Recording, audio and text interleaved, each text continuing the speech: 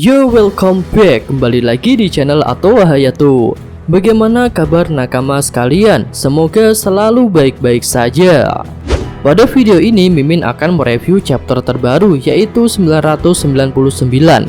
Secara garis besar, chapter ini membicarakan mengenai Ace dan mengungkapkan beberapa misteri yang selama ini membuat kita penasaran. Ya, seperti bagaimana pertemuan Ace dengan Yamato, lalu juga mengenai respon Shirohige saat tahu Oden sudah tiada. Yos, tanpa basa-basi lagi, langsung aja kita masuk ke pembahasannya. Dimulai dari flashback Ace pertama yang menceritakan pertemuannya dengan Yamato. Di sini ternyata Ace terang-terangan menyerang Onigashima. Ya, memang sih ketika itu Ace masih panas-panasnya, dia berani menantang siapapun.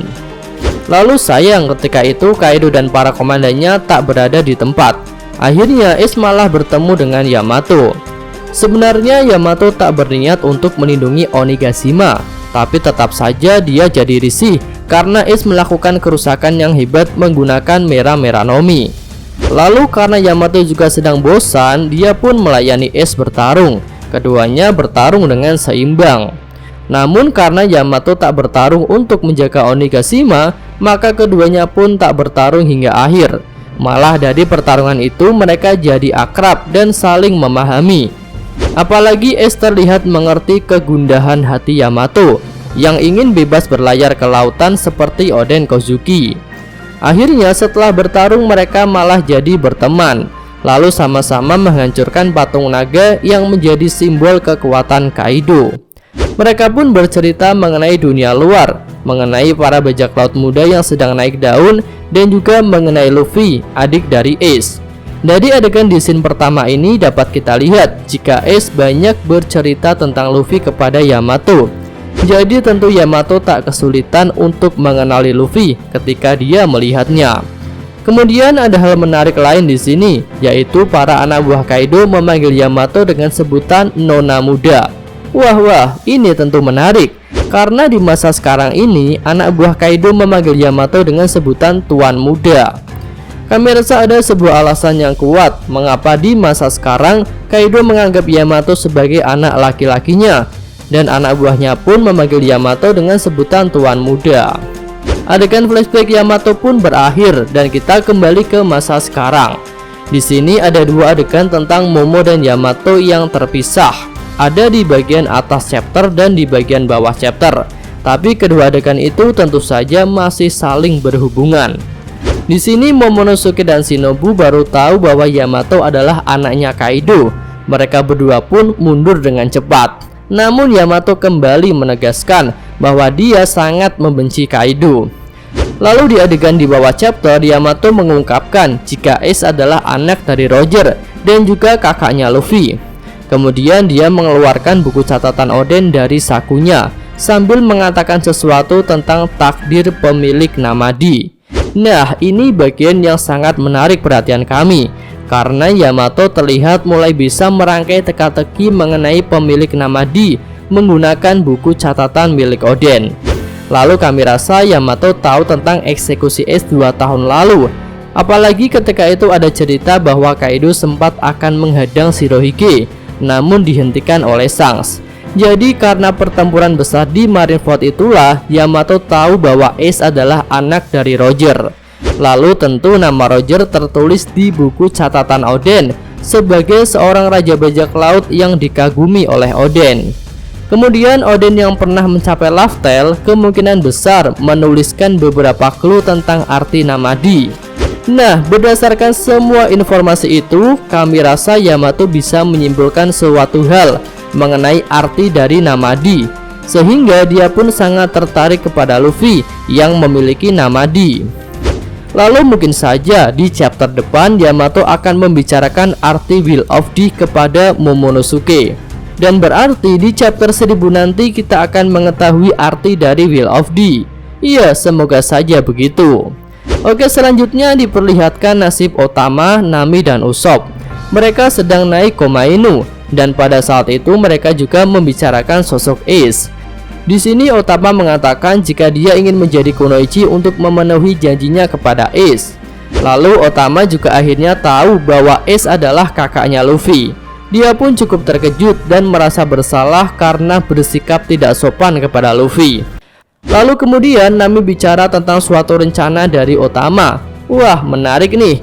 Apakah rencana Otama adalah memasukkan Kibidango ke mulut para gifters sesuai dugaan para fans? Ya, hal itu mungkin aja. Tapi di sini Usopp tampaknya belum sadar. Jadi mungkin Otama punya rencana lain.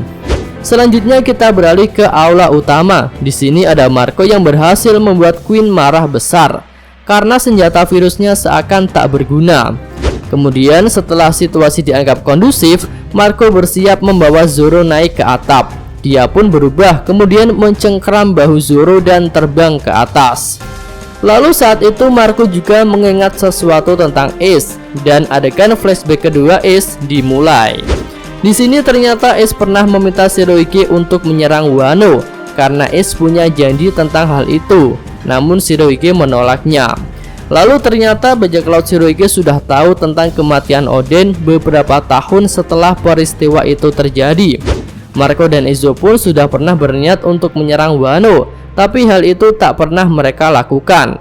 Tentu alasannya sangat logis, karena jika menyerang Wano maka akan jatuh banyak korban sia-sia. Lalu menurut kami Shirohige juga memiliki pertimbangan yang sangat matang tentang hal itu, sehingga dia memutuskan untuk tidak menyerang Wano. Karena keduanya adalah seorang Yonko yang berperan untuk menjaga keseimbangan dunia. Jadi jika dia menyerang Kaido maka akan berdampak besar bagi dunia bajak laut. Lalu sepertinya Shirohige juga sangat menyayangi Ace, sehingga dia melarangnya untuk pergi sendiri. Kemudian di flashback kedua ini muncul sosok Teach. Dia mengatakan bahwa Oden itu sangat kuat. Wah, mungkinkah ini adalah clue jika Kurohige akan datang ke Wano? Iya, menarik untuk dinantikan. Oke, adegan flashback dalam ingatan Marco pun berakhir. Selanjutnya dari atas, King dan Queen sudah menanti dengan wujud full Zoan-nya. Di sini King berusaha memprovokasi Marco agar tak berbuat lebih jauh, karena pertempuran akan segera berakhir setelah Momonosuke dihabisi. Tapi Marco tak berpikir seperti itu. Menurutnya ini adalah pertempuran yang dilakukan oleh generasi baru, jadi tak semudah itu untuk berakhir. Iya, tentu saja kami setuju dengan Marco, karena ini adalah pertempuran untuk mencapai puncak di dunia bajak laut, di mana raja bajak laut dari generasi baru akan terlahir. Lalu Queen yang dari tadi sudah kesal dengan Marco jadi hilang kesabaran. Dia menembakkan senjata yang ada di mulutnya, tapi tentu hal itu sia-sia. Burung punik Marco terlihat tak terluka sama sekali. Oke, selanjutnya kita menuju ke scene terakhir, di mana ada Kaido dan Big Mom di atap Onigashima. Di sini terlihat Big Mom memberi makan Zeus dan Prometheus, sepertinya menggunakan awan gelap yang ditimbulkan oleh Kaido. Kedua homus itu pun sudah kembali seperti semula. Lalu kedua Yonko itu mulai bercakap-cakap. Big Mom mengatakan bahwa Kaido membutuhkan Nico Robin agar bisa menerjemahkan poneglyph. Namun Kaido malah menyinggung tentang kekuatan mata tiga puding yang juga dikabarkan bisa digunakan untuk membaca poneglyph. Namun Big Mom tak bisa menunggu lebih lama, sehingga jalan pintasnya adalah mendapatkan Nico Robin. Kemudian Big Mom bertanya di mana Kaido akan menjatuhkan pulau Onigashima.